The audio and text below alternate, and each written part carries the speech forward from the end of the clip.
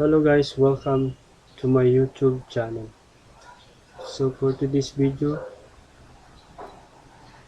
I show you how to make bootable USB drive on MacBook Pro,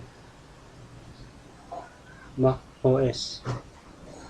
So please provide USB drive 16 gigabytes. And then first steps, insert USB drive on PC. Then this is my USB drive 16 gigabytes. So going to CMD and then right click, run as administration, yes, and then type this part, and then list this. So this is this zero, this is a hard drive on my desktop, and then this one is my USB drive.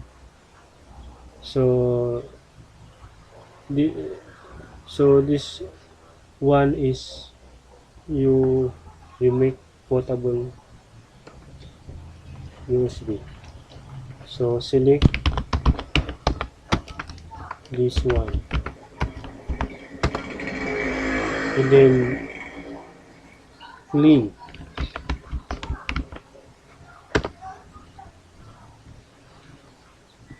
and then convert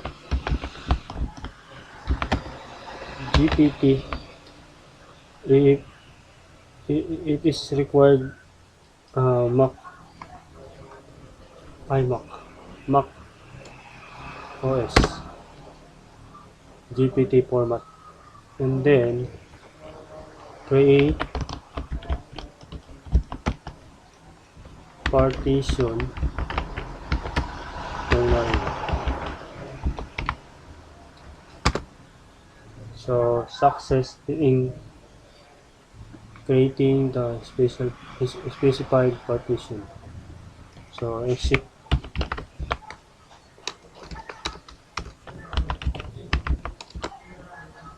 So going to transmac.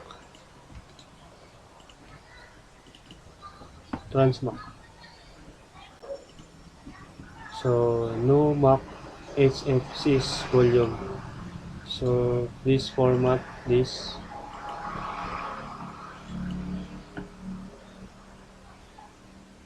Formatting drive G SanDisk closure blade.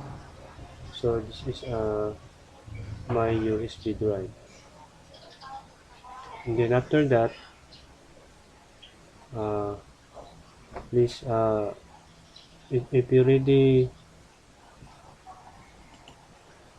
image Mac OS.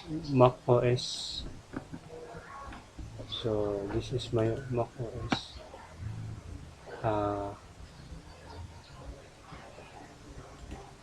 Install Mac OS. So 4 gigabyte, 4.3 gigabyte. So DMG format. So restore with this image. Select files.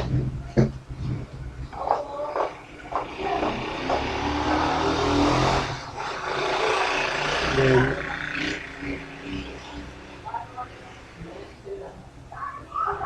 install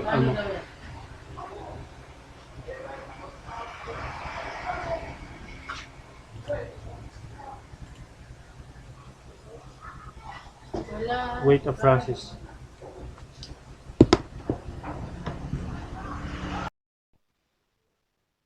So after that 100%, so done, and then al- already used for formatting your Mac.